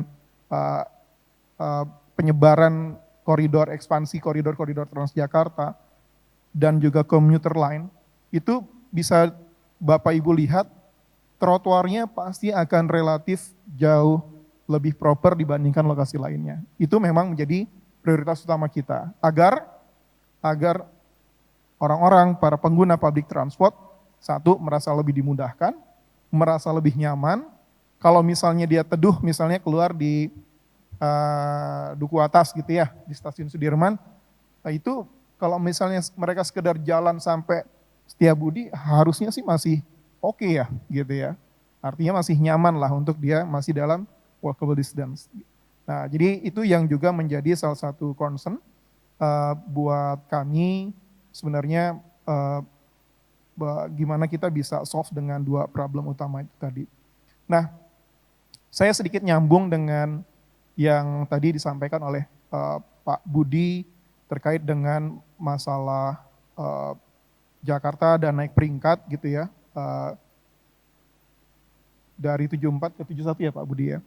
Nah tapi ini yang dalemannya ini yang mesti kita explore nih Pak Budi gitu ya. Jadi kalau misalnya saya begitu terinfo tadi malam oleh Bapak Gubernur, kami coba cek gitu ya aspek-aspek apa yang memang harus kita improve. Ternyata itu yang terkait dengan aspek yang kita bahas sekarang nih, pertukaran data, itu termasuk salah satu yang iya malah turun. Padahal kita merasa bahwa kita sudah ada banyak kemajuan, udah banyak inovasi gitu ya. Tapi ternyata ketika kita berpikir demikian, kota-kota besar dunia lainnya itu bahkan mereka beyond dari yang mereka bisa kita lakukan. Karena apa? Mereka sudah punya resources, mereka resources ini bisa dari sisi investment, bisa dari sisi talent gitu ya. Jadi sebenarnya adalah ketika kita berbicara untuk meng-creating ekosistem digital ini, kita nggak bisa memisahkan antara investasi, kemudahan, dan juga terkait dengan talent. Ya, jadi kalau talent-talentnya ini kita tidak berikan ruang, tidak ada demand yang bisa kita create untuk mereka bisa berkreasi, ya mereka akan shift ataupun pindah ke lokasi di mana mereka bisa berkontribusi dan mengeksplor Pak Budi. Nah, jadi mungkin kalau kami berpikirnya bagaimana kita sebagai Pemprov itu adalah harus bisa meng-create demand, Pak. Ya, jadi meng-create demand agar aspek yang salah satu yang parameter kota global ini kita bisa masuk pada hal itu. Jadi saya rasa ruang untuk kita meng-create demand dengan adanya penggunaan AI ini, saya rasa itu bisa kita bisa banyak melakukan banyak hal, Pak Budi gitu ya, bersama-sama tentunya dengan support misalnya dari teman-teman dari private ya, termasuk dengan hal-hal karena masih juga banyak yang dari sisi kewenangan ini Pak gitu. Jadi ya dari kewenangan ini yang kami batasan-batasan kami dalam proses implementasi ini ada juga yang harus kami tetap harus berkoordinasi dengan kementerian. Jadi saya rasa itu Pak Budi untuk sementara. Ya, baik, terima kasih Pak Ide. Create demand dan dari mana penggunaan AI dan kita di tahun 2026 kita akan ada kajian roadmap AI, rencana seperti itu. Jadi kita coba mengidentifikasi apa aja sih kebutuhan OPD ini, AI yang apa yang digunakan, dan juga selalu kita kumpulkan dan nanti kita integrasikan seperti apa. Nah ini kita akan buat kajian di tahun 2026 seperti yang Pak Idip sampaikan tadi, agar kecepatan, kemudahan, dan seperti Pak Wijaya sampaikan, layanan publik ini agar lebih cepat seperti itu dan responsif, dan menguaranya adalah bagaimana membackup dan mensupport pertumbuhan ekonomi kita ke depan. Dan selanjutnya Pak Wijaya. Apa langkah negara nih Pak? Seperti tadi Pak Idip mengatakan, kita butuh regulasi-regulasi, ya kan? Dalam mendukung kota seperti Jakarta, dalam konteks membangun ekosistem digital, ya yang aman, efisien, dan berkelanjutan serta relevan pada masyarakat. Baik, terima kasih pertanyaannya. Apa langkah negara? Bagaimana juga dalam mendukung kota-kota besar seperti Jakarta? Tapi di sisi lain, saya harus menambah kali pertanyaannya, bagaimana negara bisa hadir untuk kota-kota besar yang tidak seperti Jakarta? Nah ini kan penting juga bahwa pemerintah khususnya pemerintah pusat tidak hanya anak emaskan, memprioritaskan atau mendahulukan yang memang sudah maju, tapi harus bagaimana yang tampaknya belum maju, saya tidak berkata ketinggalan, belum maju, memiliki kecepatan atau pace lah yang bisa ngikutin. Gak apa-apa, asal jangan sampai gerbong yang tertinggal Pak. Intinya kuncinya gitu. Nah, saya bisa lihat yang tadi nggak satu. Kalau kita lihat tadi di awal saya mengatakan bahwa di dalam rangka transformasi digital itu termasuk bagaimana mendorong penggunaan teknologi digital, enable teknologi khususnya AI itu adalah ada 3 pilar, pemerintah, digital, ekonomi, dan masyarakat. Kata kunci pentingnya adalah bagaimana masyarakat digital harus diberdayakan, ditingkatkan. Makanya tadi saya katakan kita ada yang namanya indeks masyarakat digital Indonesia. Tidak hanya literasi. Nah, di dalam indeks masyarakat digital kalau boleh, itu kalau kita lihat Jakarta itu top of the top dari seluruhnya. Nomor satu. Bahkan di seluruh di Jawa. No questionable. The question sekarang bagaimana di luar kota besar Jawa lain? Ternyata kalau kita lihat indeksnya Jakarta itu ya kalau rata-rata nasional saja itu nilainya adalah 44,53 di tahun 2025. Daerah khusus Jakarta. Kan namanya khusus Jakarta Pak ya? Masih pakai ibu kota ya? Oke. KI Jakarta itu indeksnya 12,5 lebih tinggi daripada rata nasional atau 56,97. Dari ke-4 itu adalah rata-rata, walaupun secara nasional ini lebih naik ya, 1 poin, tapi Jakarta meningkatnya lebih pesat. Dan untuk membentuk masyarakat, pentingnya tadi kalau kita bicara yang teknologi macam, pentingnya untuk apa masyarakat? Masyarakat harus punya akses terhadap tadi infrastruktur dan ekosistemnya, mampu membentuk ekosistemnya. Tadi, jadi akan sayang juga apabila nanti Jakarta hanya bertumbuh sendiri sementara yang lain nggak ada. Padahal lesson learn Jakarta bisa diadopsi oleh yang lain Pak. Sehingga akan ada interoperabilitas sehingga pertumbuhan ekonomi tidak hanya di Jakarta. Tapi bisa bergerak kepada yang lain. Nah itu. Nah kalau selain dari itu adalah masyarakat juga harus mampu memberdayakan, mempower. Jadi itulah salah masyarakat bagaimana dia memberikan kontribusi setelah dia dapat akses. Apakah dalam e-commerce, apakah juga tadi memanfaatkan yang gratis-gratis tadi yang diberikan Google, Gratis tapi nggak ngerti ya buat apa? The questions, yang penting saya ngerti dan memanfaatkan untuk meningkatkan nilai tambah yang dia bisa peroleh. Itulah salah satu negara. Terus ketiga apa? Mendorong keterampilan, talenta-talenta tadi dan menempatkan juga dalam pekerjaan. Jadi pekerjaan itu juga mulai menggunakan apa? Digitalisasi termasuk AI. Karena kalau itu tidak disadari, karena tidak sedikit Pak, saya beberapa kali juga keliling, beberapa perguruan tinggi mahasiswanya atau bahkan pendidiknya masih mempertanyakan manfaat AI. Contoh ChatGPT, ngapain ChatGPT bikin orang curang? Nah, persepsi ini harus kita rubah dulu Pak. Bahwa ini sebagai tools. Curang tidak bukan toolsnya, but manusianya. Oleh karena itu, ini kok nggak berganti-ganti? Oh bukan nih sebelum ini. Satu lagi sebelumnya. Oke. Nah, berbicara soal tadi AI itu ada bicara soal data, infrastructure, jadi data sebagai fuelnya, infrastructure sebagai engine-nya, dan model atau algoritma itu sebagai brain-nya. But last but not least, the most important thing is the soul. Yaitu siapa? Manusia.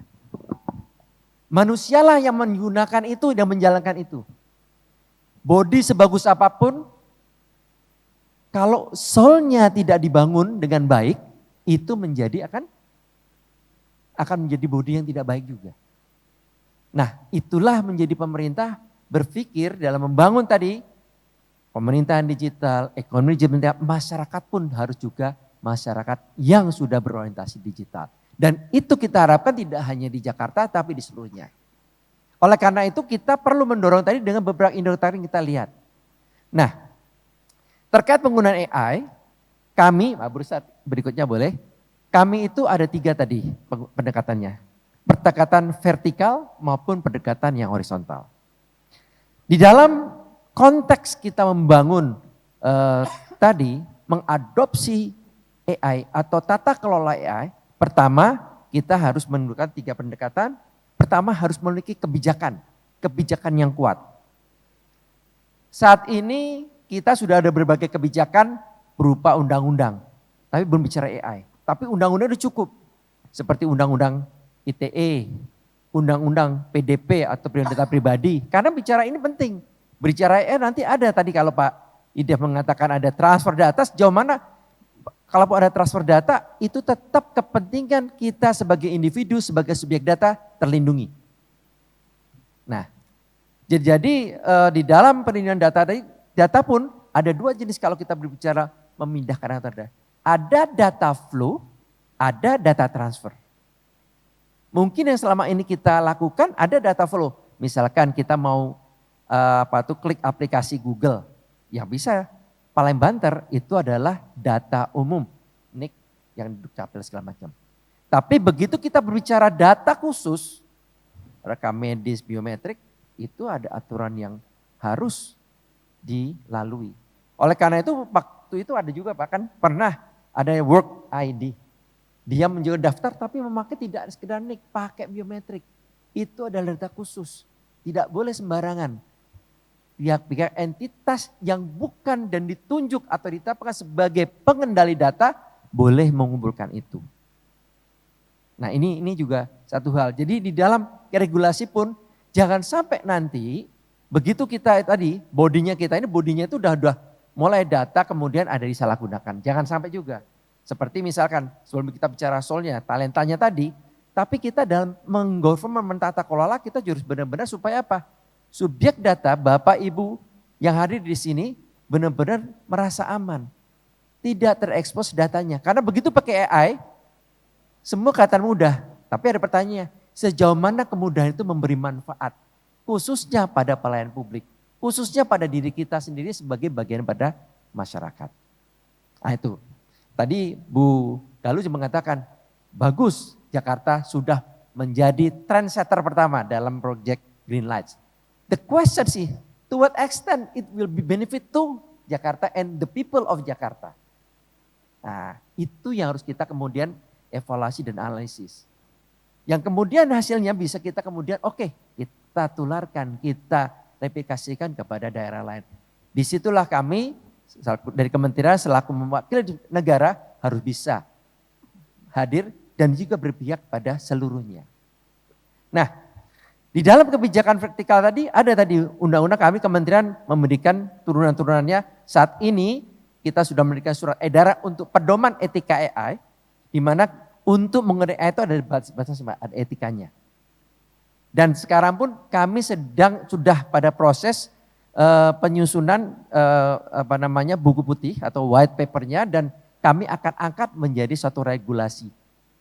Menjadi peraturan presiden yang tadi impres jadi peraturan presiden, dan ini sudah melakukan uji publik dan konsul publik kepada semua pihak, pemerintah daerah, lintas kementerian, dan sudah masuk harmonisasi di Kementerian Hukum. Nah, kita harapkan tata kelola government ini bisa menjadi dasar juga, tidak hanya pemerintah daerah, jadi justru kementerian, sehingga kita harapkan dari sisi tadi policy, masing-masing kementerian termasuk pemerintah daerah bisa mengeluarkan kebijakan atau regulasi tersendiri yang spesifik untuk kebutuhannya. Itu yang paling penting juga. Dan hasilnya juga bisa mendorong ke daerah lain. Termasuk di sisi lain tadi, kami juga mendorong tadi selain policy, juga people, mendorong terus talenta-talenta digital diciptakan. Kami bersama beberapa perguruan tinggi juga mendorong. Pertama, membangun nama AI Center of Excellence, kemudian juga ada namanya AI Teaching Factory gitu loh. AITF gitu loh. Jadi di mana nanti perguruan-perguruan tinggi itu bisa menjadi tadi pemantik, pembangkit dan memanfaatkan generasi Z, Gen Z untuk bisa menjadi tadi sebagai sumber nurturing untuk talenta digital.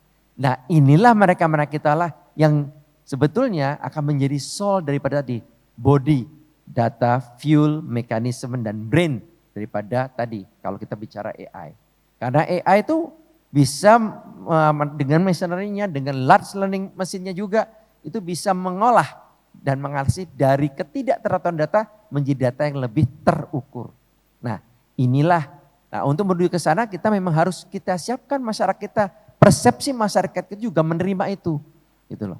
Ya, alhamdulillah Jakarta luar biasa. Tapi bagaimana dengan yang lain? Karena kalau Jakarta berkembang, daerah berkembang, mereka nanti akan ada pertukaran nanti.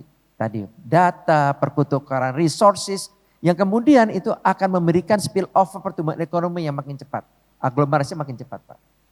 Jadi itu kalau tadi katakan bahwa kita melakukan, nah tidak kalah penting adalah kita mendorong inovasi. Nah, inovasi itu dilakukan dengan cara adopsi. Kita juga bermitra tidak dengan dalam negeri, tapi juga mitra luar negeri.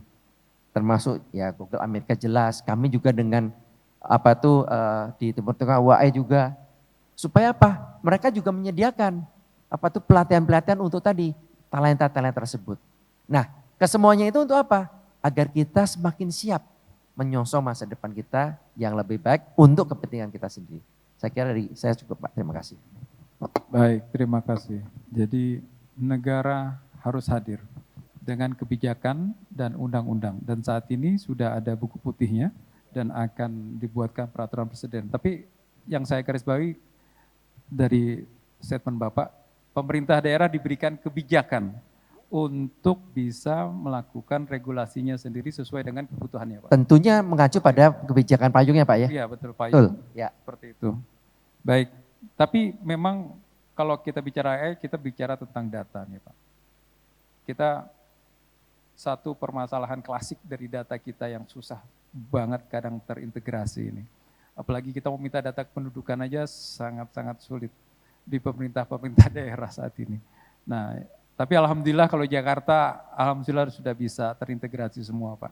Namun mungkin beberapa, mungkin yang lain, nah ini juga integrasi data ini juga menjadi isu yang saat ini masih kita bicarakan. Setuju, Pak. Seperti itu. Betul. Oke, selanjutnya untuk Prof. Yuki, dari segi akademik, Pak, apa praktik terbaik global dalam transformasi digital layanan publik yang dapat diterapkan di Jakarta? Dan bagaimana peran institusi akademik dalam mengembangkan digitalisasi layanan publik? Baik, terima kasih Pak.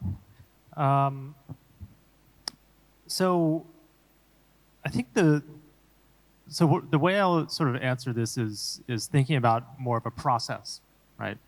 Rather than specific, I'll mention a few specific sort of practices, right? But I think it's every city has its own problems, its own context, right? So it's really more about the process by which you discover the appropriate policy responses, right?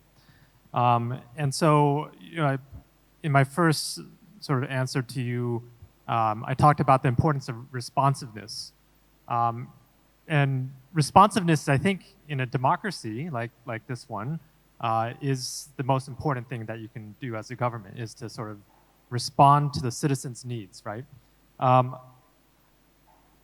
There's a big challenge that arises from trying to be responsive in a period in which information is so available, right? Through Google, through the government, et cetera. There's information everywhere. And what's difficult is finding coherence among that. How do you infer the right conclusions from information? How do you make information useful? How do you change information into knowledge that could then lead to action, right? And that's really what I want to sort of touch on, right? Because that's the fundamental question of our time, right? Which is, how do you have coherence and responsiveness, right? And we're sort of inundated with the sea of information and also feedback, right? Like I mentioned from Jackie, you have information coming up from the bottom saying, hey, there's a pothole here, or there's a problem with the school here, or et cetera, right? How do you prioritize? How do you form broader strategy that isn't just sort of putting out fires? And so, you know, what I like to look at is, so I'm a political economist. I sort of study the region. I focus most on Indonesia, but one of the sort of things that I look to is the transformation in China in the 1980s. And, you know, this is I think one of the biggest successes in transformational development, where you started to have leaders that basically allowed for decentralized decision-making of cities. So we think of China as all top-down, but it wasn't always that way, right? So in the 1980s, different cities, especially along the East Coast, were given space to experiment, right? And when you experiment, you can make the right choice, you can make the wrong choice. You don't know until you've tried it, right? And so officials have to be allowed to fail, right? If you aren't allowed to fail, then you're not going to innovate, right? So you have to be given the space to fail. They also had reformist leaders who said, you know what, we need to make a change because whatever's happening now is not working. So leaders who could sort of chart a course and say, this is the direction we're going to go to, this is how we're going to prioritize. There was also bottom-up feedback. So just like Jakarta has these mechanisms for feedback coming up from the bottom up, Chinese cities also had it, right? So this is where you started to see experimentation with special economic zones and other practices. What we can learn from that is there's an approach which we might call adaptive research, right? Basically, we might think of that as governments tinkering with policy, studying what the impacts of those policies are, and then tinkering again based on those lessons, right? So it's basically you're making policy changes while then evaluating and studying them at the same time, and then sort of altering those policies, right? And like I mentioned, what you need for that is the space to make mistakes, but not intentionally, of course. You're just trying to try new things out, right? And as soon as you learn that they don't make sense, then you throw them out, right? Or you learn what you need to. But it's sort of this mentality that, first of all, there's no policy that is fully finished, right? You can always improve it. And you need to be able to take some risks. I think the other thing you need is a capacity to do research, right? Now, the capacity doesn't have to be in-house within a government. actually it's a good idea to rely on universities, right? So this is kind of one of the roles that universities can play, which is to say, well, you have these professors who are experts who can help design research, but the research should be useful, right? So this is where policymakers could say, look, we have this policy question. We want to figure out how to improve congestion. We want to figure out how to get people more enrolled in social protection programs or in health insurance or whatever it might be, right? How can we do this empirically? How can we produce research like that?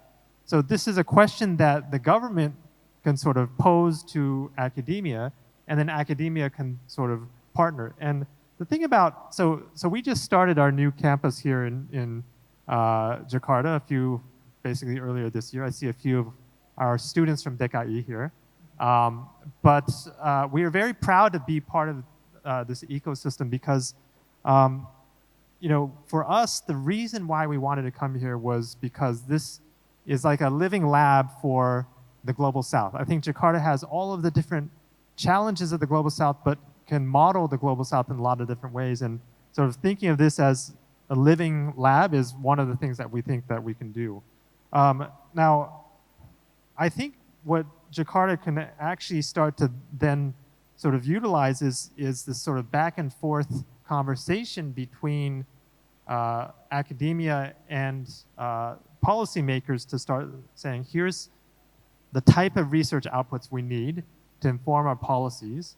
And then those sort of research outputs become inputs into policies, right? And that's where having close conversations really makes a difference. The other thing that universities can do is to, I think it's been mentioned by everyone on this panel, getting sort of policymakers, not necessarily to become researchers, right? But to be able to utilize research and translate it into actionable policies. I think that's really the sweet spot of how you can make evidence-based policymaking more actionable, right? So then just turning to how AI can sort of feed into an adaptive research framework, right? So like I mentioned earlier, what you can use AI for many different things, but of course simulating the possible outcomes of a policy before it happens, right? Now, that's no substitute for actually trying out, but the importance of that is to sort of say, here are some predicted directions that it might go, and then to sort of put it back onto the citizens and say, look, these are some predictions. How do you feel about it now, right? And that's the part where you make it more responsive again, right? So responsiveness is about bottom up. Coherence is about top down, right? And actually you need both. We don't just want to be bottom up. We want to be top down and bottom up, right? And so there are tools that AI could present that helps us to sort of get the perspectives from below that can then help us to sort of synthesize what sentiment there might be on those policies. Now later on, once you've tried it out, then you can sort of bring it back into the policy dialogue. There's some other sort of areas where I think you can really make use of some of the specific assets, the digital infrastructure that has already been developed, right? So I'm talking in particular about Jaki, for example, right? So like I said, I think one of the most remarkable parts of the Jaki app is the Laporan part, right? You hit Laporan, it's right at the top. Yeah, and you basically hit it, you can take a photo, someone sees it. And then what's remarkable is you see a status, right? It's being responded to, or there's coordination, or sudah selesai, right? So then that way you can track where it's going, right? And so research can sort of analyze that data, right? So that data is now out there, right? So you can start to analyze it by saying, okay, well, first of all, how long does it take to respond to that? Is it that some things are being responded to quicker than others, right? Are there things that could be improved, inefficiencies in the response time, right? That could be improved, right? And prioritized, right? So there are things you can do in that way. Another thing that is very useful these days is the use of nudges, right? So nudging is, something that has been examined in the behavioral economic literature to figure out how do you change people's behavior, right? Well, governments are in a really good position to sort of shape behavior in ways that can benefit the whole public, right? So, for example, you could use Jaki to effectively nudge citizens towards certain behaviors, right? Like, for example, taking public transportation more. Maybe you can sort of, so I got a message today from Jaki saying, okay, there's some news that some event that's happening. I can't remember what it was, right? But you could also say, we're going to send a message saying, you know what, if Jakartans use public transportation 2 times a day instead of 1 time a day on average, whatever it might be, right? Just increase your use of public transportation by 1 day. Air pollution reduces by this amount. Maybe that'll push some people into taking it more often, right? And you can quantify that if you actually carefully design the research, right? You can give that message to some people and not to others, right? And then what you do is you compare it statistically, right? So these are things that you could try to see if it's useful. And if it is, then you just scale it up and send that message to everyone. Or maybe what you do is you say, okay, we know that certain people, we have data on them, on their phones, right? Maybe women are more responsive to certain messages than men, right? So you target the message to the recipient in different ways. Or maybe you might say, Governor Pramono suggests that you do this. Maybe that's more useful, more effective for certain recipients than others, right? Or maybe a doctor says, you should vaccinate your child against X, right? Maybe that's more effective if it's coming from a doctor, right? So there are ways you can design research in this way that can actually now take advantage of the Jaki app that I think can actually start to move behavior in socially beneficial ways. So these are just examples of things that you can do. And in fact, this is what Georgetown is trying to do here, is try to be useful, right? And that's the last thing I'll say is, we were very happy to be partnering with DKI Jakarta, very honored. And one of the things that they're trying to do is to attract top universities here, and in particular the researchers. Well, how do you bring researchers here, top researchers, right? That's my fundamental problem, HR problem in my university, right? Is how do we bring them here? And what I found is most useful is to make it an interesting place for them to do research. Money is secondary, right? Because academics, we're nerds, okay? And nerds, we care most about doing research, right? So if you can make it a useful environment to do research, that's gonna bring talent, right? And that's gonna have trickle-down effects in terms of the uptake of technology and AI. So I'll just leave it with that. Thank you. Baik, very interesting that you have shared. Every city has its own problem and needs time to solve them. The most important thing is to respond quickly and gather information. We must take initiative in providing solution. That you say, you think Jaki has already become one of the effective solution. We need to be responsive and transform people's needs into effective solution that the key is truly understand to community.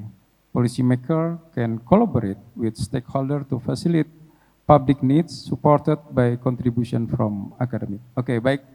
Teman-teman semua, hampir 2 jam ini kita. Sesi selanjutnya adalah pertanyaan. Kita berikan aplaus dulu untuk para narasumber kita pada hari ini. Oke, seharusnya 3, kita 1 saja, silakan. Ya, Mbak.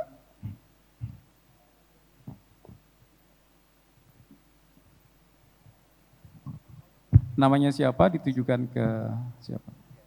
Thank you, Pak Budi, for the opportunity. First of all, I'd like to applaud Bapeda for this insightful event, yeah. And I'd like to introduce myself as well. Oh, yes, we can give applause to Bapeda. My name is Nadia Nidiati. I'm the Public Affairs of Grab Indonesia. And since I would like to ask the question to Prof. Tajima, I will try to use English. So if you're not familiar yet with Grab, we are a company providing on-demand services across Southeast Asia. And we already have an MOU as well with Provinsi Jakarta, as well as agreement with Bapeda as well to enhance public services for Jakarta people. And also with Komdija, actually, Pak Wijaya, we also drafting an MOU, so we are committing to actually have collaboration in enhancing innovation and technology enhancement. And Professor Pak Idef in the presentation said that there is declining rate of information exchange in terms of the CD global index. And based on your comparative research in Asia, especially Southeast Asia, what are the underlying governance gaps that usually cause this decline? And in terms of innovation, do you think that currently Indonesia has a landscape of policy that can make innovation thriving, or we can do better actually? Maybe I have that 2 questions for you. Thank you very much. Oke, satu penanya tapi untuk 3 orang ya. Silakan, Prof. Oh, sure. First of all, thank you very much for the questions. So in terms of the environment for innovation, innovation is a really interesting thing because what oftentimes spurs innovation is necessity, right? Necessity is the mother of invention, right? And sometimes when there are barriers, when there's friction, something that's frustrating people, that's the thing that pushes innovation, right? So I mentioned fintech, right? The QR payment system, right? That Indonesia has been really at the forefront of. That arose because of the frustration of not having enough of these credit card points of service, right? And so sometimes, ironically, frustration or things that sort of slow things down can lead to new innovations, right? And what I would actually say is that Indonesia has an advantage in innovation because of its scale. It's a giant market. And what venture capitalists are looking for is something that can scale eventually, right? So if you can sort of make something work in Indonesia or in Jakarta first, and then it sort of spreads to the rest of Indonesia, now you have the 4th largest country in the world, right? There is an ecosystem that's developing across ASEAN when it comes to sort of smartphones and QR that sort of makes that scale even bigger, right? And this is why Grab, of course, coming from Malaysia, it sort of works across, right? And so I think actually Indonesia is positioned in a good way. It's not all roses though, right? I think there are things that are limitations that could be improved. I think the ease of doing business is one thing, right? It's really hard to know what a company should do when a lot of it is not super transparent, when you have different regulations that may not be rational, right? When a policy is going on right now, but then there's an administrative change, and it may change, right? So you don't know whether to invest, right? So in that sense, there are things that could be improved on, but if they are improved, that's actually the opportunity to go from 5% growth right now to more, right? So despite some sort of challenging business sort of conditions, Indonesia is still making 5% growth. So that means there's possibilities of growth beyond that, right? So that's what, I think that's the main response that I would have to that. Thank you. Oke, baik. Karena waktu juga, ya, dan mungkin kita bisa simpulkan, Pak, bahwa transformasi digital saat ini ya itu bertujuan dalam rangka tujuannya adalah memberikan layanan publik yang baik dan responsif dan lebih cepat, memberikan kemudahan dan juga kecepatan kepada masyarakat dalam pemerintah memberikan layanan publik. Dan tujuannya adalah bagaimana nantinya kita Indonesia bisa mencapai Indonesia Emas di 2045 dengan transformasi digital. Kita bisa meningkatkan Jakarta sebagai kota global seperti yang diharapkan Pak Gubernur di tahun 2029 bisa naik menjadi top 50 dan di tahun 2045 menjadi top 20. Dan transformasi digital ini juga ujungnya adalah bagaimana yang meningkatkan pertumbuhan ekonomi bangsa dan pertumbuhan ekonomi DKI Jakarta. Baik Bapak Ibu sekalian, terima kasih atas kehadirannya pada hari ini dan juga kita berikan aplaus untuk para narasumber kita pada hari ini. Saya tutup dengan pantun Di Situ Babakan Lihat Cipitung. Cerita Betawi yang melegenda. Jakarta butuh langkah yang tersambung lewat JID kita bangun masa depan bersama. Terima kasih.